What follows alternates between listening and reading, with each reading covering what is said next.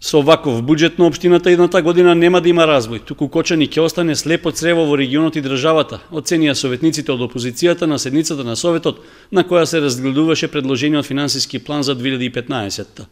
Освен тоа, тие имаа забелешки што општинската администрација и градоначалникот при изготвувањето на буџетските ставки не зеле предвид ниту еден предлог на опозицијата за решавање на одредени комунални и други прашања, што се од интерес за граѓаните. Морам на жалост да кажам дека нема слух од страна на градоначалникот и на општинската администрација за прифаќање на нашите предлози. И уште повеќе ме погодува тоа што дел од нив се исмејани, а морам да потенцирам дека предлозите пред се доаѓаат од граѓаните, бидејќи ние сме гласници на граѓаните и нивните потреби мораме да ги соопштиме дали преку говорницата или на некој друг начин, и истите сакаме да бидат имплементирани во буџетот.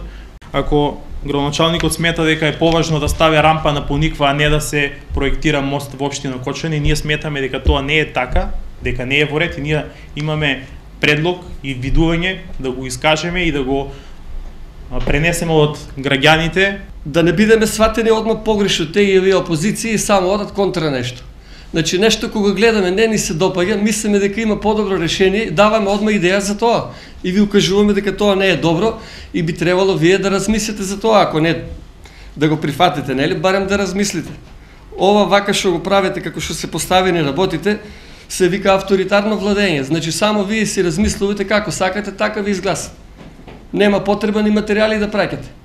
Минатата седница имавме расправа за буџетот, госпоѓо Хаджиева. И вие сте заборавиле дека бевме на семинар за усвојување на буџетот.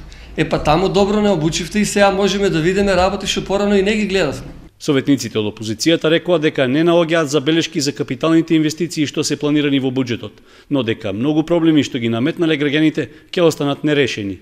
Јас се согласувам дека капиталните инвестиции што ги споменавте не се за оспорување. Меѓутоа ќе градиме пат на кој што ќе се сликаме, ќе го пуштиме во промет, меѓутоа ќе го плаќаат нашите деца.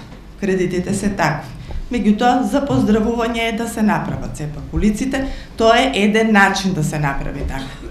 Меѓутоа Кочани заслужува да има и парк, да има и некои нови објекти. Тука никаде не стои тоа, а тоа се сепак потребите на граѓаните. Тоа е ако некој бара да му купиме нешто, како например некој бара кујна, а ние му купиме дневна соба, затоа што ние сметаме дека тоа треба да биде така. Спротивно од ставовите на опозицијските советници, свој став како одговор даде советникот Костадин Галачев. Ја би рекол дека е судар на концепции, иако се сомневам дека вие имате концепција. Затоа што ако имате концепција, треба да имате претходна програма. А вие немате програма. Еве, молам сега, ако немате програма, излегувате со дадени конкретни предлози. Како да се усвојат вашите предлози кога треба да се усисат сите пари, да се фрлат сите проекти што се засновани на основа на проект на градоначалникот и на цела опозиција, односно цела власт, локална, се разбира. Значи, буџетот треба да го елиминираме и да се стават вашите програми. За многу работи за кои што велите дека не сме во право. Дали вие до сега имате дискутирано за проблемот со кучињата скитници? Дали сте задоволни од програмата која што има донесено за проблемот со кучињата скитници? Дали сте задоволни од сумата која што е ставена за идниот буџет? Во делот на кучиња скитници, кажете ми, колега, што рековте вие, на кој начин да се реши? Да се зголемат. Па што ако се зголемат? Па нема да биде решено. Кој ќе работи за такви пари? Па ја имам сосема друго мислење што не е за јавност. Ја би ги истепал сите. Сите диви кучиња, сите го мислиме, тоа само не го кажуваме. Истепе тамо и ај со здравје, решен проблем. Ама ќе имаме проблем со законот. Меѓусебните забелешки на советниците ги прекина советникот Владко Трајанов, кој во дискусијата рече дека буџетот е едно од најважните прашања што ги разгледува Советот. Ајде да видиме што сега предвидува буџетот за 2015 и успехот на градоначалникот.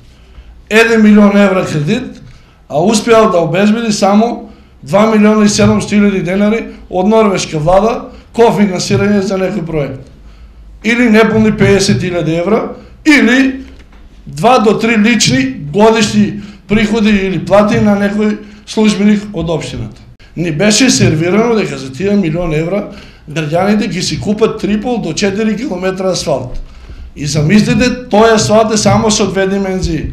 должина и ширина, никако дебелина. Сакате да бидете искрен, колега Галачев, ајде да бидеме искрени до крај.